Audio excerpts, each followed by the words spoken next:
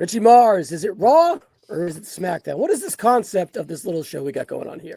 So pretty much the concept is we'll take a bunch of stars, past and present and future, of Raw and SmackDown. We get to determine what show is their quintessential show. If they were to retire tomorrow, what is the jersey we'll hang up on the rafters? Is it a Raw jersey or a SmackDown jersey? And that's what we're doing here today.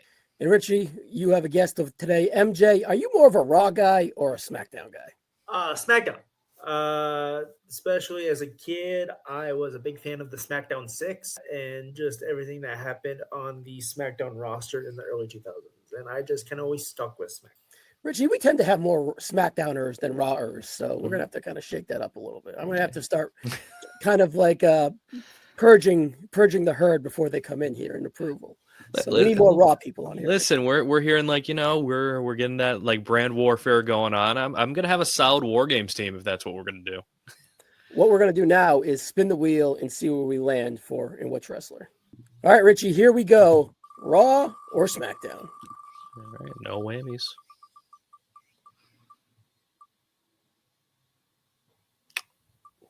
Ooh. All right, MJ, I feel like this is a pretty good one. This is a good first one for you, MJ. All right, MJ, do you have a gut feeling, Raw or SmackDown, before I read the stats to you? I've always claimed Roman as a SmackDown guy. Okay, Richie, we'll see if we can skew him because the percentages are kind of like, wow, but the quality is really in one spot. Not that he had a necessarily bad run, but you think of the Tribal Chief and all that great SmackDown on Fox run. So I'm going to kick it off with the Raw stats here. We figured his best year on Monday Night Raw was 2015. First segment was the Tribal Court with Sami Zayn on the Raw. Was that 30th anniversary show versus Sheamus for winning the WWE title in December 2015. He's in remission announcement. I was there live, Richie. The Shield breakup in 2014, and then the I Run All of This promo in Orlando. I was there again after WrestleMania 33. I didn't realize I was live for so many Roman Reigns moments. Rissy, what's some of his SmackDown moments? So we put his quintessential year for SmackDown as 2021. We have the Feeling Usi promo, the one with the bloodline where Sami Zayn made everyone crack up. We have the Paul Heyman reveal where we found out Paul Heyman was Roman Reigns' wise man, which turned out to be his full-fledged heel turn. We have the feud with Kevin Owens from 2020 to 2021, which I think is one of Roman's best underrated feuds. We have the match with Daniel Bryan, the last match of Daniel Bryan having within the entire company that sent him packing. And then we have the segment where he was 1,000 days as the Universal Champion. Just a long line of great moments in such a relatively short amount of time. Yeah, he is robust, but matches-wise, Richie, 230 matches on Monday Night Raw and 125 matches on SmackDown. 64.8% of his TV matches were on Raw and only 35.2 were on SmackDown. This is the carbon copy case of quality versus quantity, but the quantity has a lot of quality within it. MJ, dissect it. Where do you want to start? What's your feeling? Are you still like SmackDown, no doubt, or can you be skewed? You know what? Looking at these moments from Raw, I legit, that's actually crazy. Especially when it comes to like that Tribal Court with Sammy, which was a huge moment on Raw. What they did on Raw with the Shield, especially against like the corporation or whatever they called that. The Authority. That. I try to forget that. This is actually very interesting.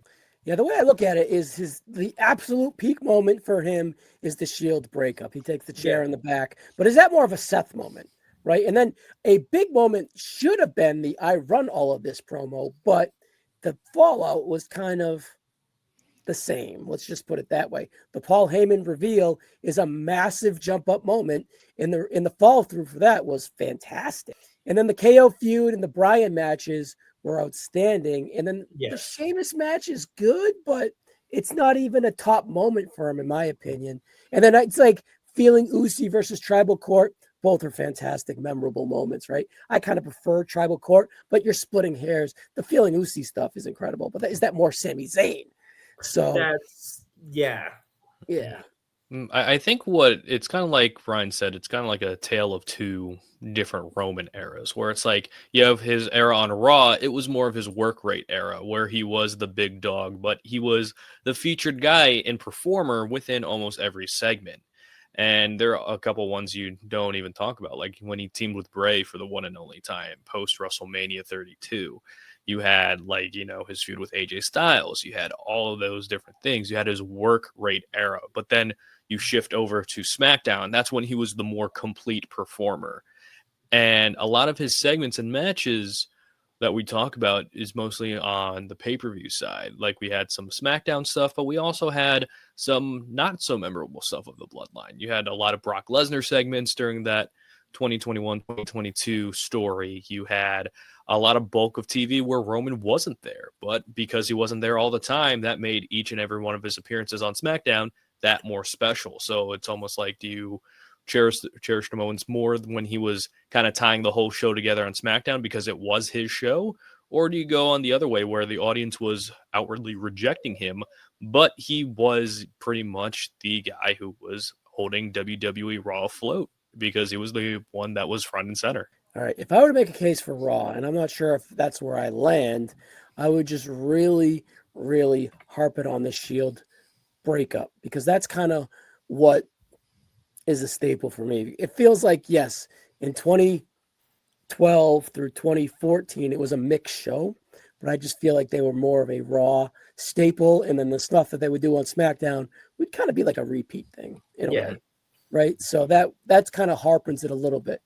And then if I was going to make a case for Raw, I would be like, yeah, you could say that the Tribal Chief is much bigger than the Big Dog, but you also got some big dog things on SmackDown, and you like the worst of the worst with like the dog food and stuff like that as well. And like the what was it, like he would a weird summer with Brian as like a tag team or something like that. And the whole Rowan trying to run him over, Yeah, so that he definitely had some flaws in a way too, for sure. So it's not like that big dog stigma is fully on Raw. The last legs of it and the dying days of it was on SmackDown as well. If I were to make a case for Raw, I would definitely bring up those points. Richie, would you want to make a case for SmackDown, or would you like to add to my Raw case? I'll add a little bit of both, because like we said, the Shield breakup is probably Roman's pinnacle moment, because it has pretty much been the flowing narrative through present day WWE television.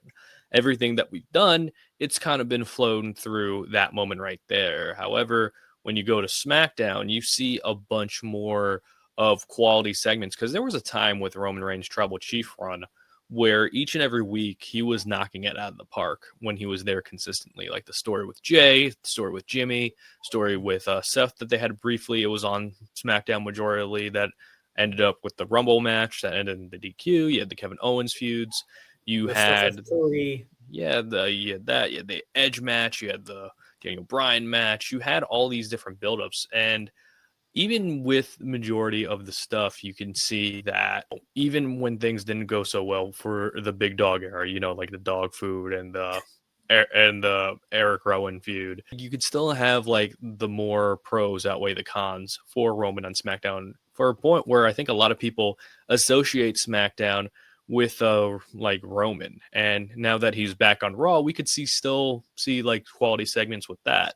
But even though he's recently on Raw in his like Tribal Chief persona, I think time still needs to evolve a little bit more, but before we determine he's a Raw guy. But I really think like SmackDown would take the nod here, hypothetically. Where are you leaning, and would you like to make a case either way? I still lean towards SmackDown. I relate Roman Reigns to SmackDown now, like you relate to The Rock on SmackDown in '99 and 2000 when the show started, where that was his show. He was the face. They built that show and that SmackDown slogan for The Rock. So I'm very much a Roman SmackDown guy. Okay. The numbers are looming though. It's almost double Raw matches. If you were to kind of look at that and you were a big matches guy, you could make a case for that as well. But for me personally, when I close my eyes, I think of the Tribal Chief. I think of that 1,000 days as plus as champion, 1,316 days to be exact. And the majority of that was on SmackDown as the Universal, and then later the WWE, and then the Undisputed. So it's like he took a dead title in the Universal title and he made it the title in the company too. When he had the Universal title on Monday Night Raw, it was the tomato title, and it was just like, all right, the same old shit again, right? So it's definitely a stigmatization on why I'm leaning SmackDown here. And if you wanted to say Raw, I guess I see your case. Heavy on the matches, and then Raw does have his flowers to have big moments too as well. I would think Shield too. So if you're a big Shield person as well, but for a last thing for Raw too, if anyone wanted to bring it up, being like another funny comedic moment was when he was as Tribal Chief, and Vince had just gone, and he goes to Austin Theory, "Daddy's not home anymore." So like, "Daddy's not here anymore." That was in Brooklyn on Raw. Oh, that was MSG on Raw, right? Yeah, that was MSG. I forgot that happened. Yeah. That was awesome. That's great. That was good shit. So he definitely but the reason I bring that up is because when he was the Tribal Chief and he would float to Raw, it was big. It felt monumental, right? But to kind of put a nail in it, that's because he's the big star on SmackDown coming over to boost Raw, right? So that's kind of where I lean. I think it's time to vote SmackDown, and it's not close, even though it's perceived to kind of be. Richie? Yeah, I'm going with SmackDown. SmackDown. All right, guys. You heard it here first. Roman Reigns is a SmackDown superstar. Throw it up for him.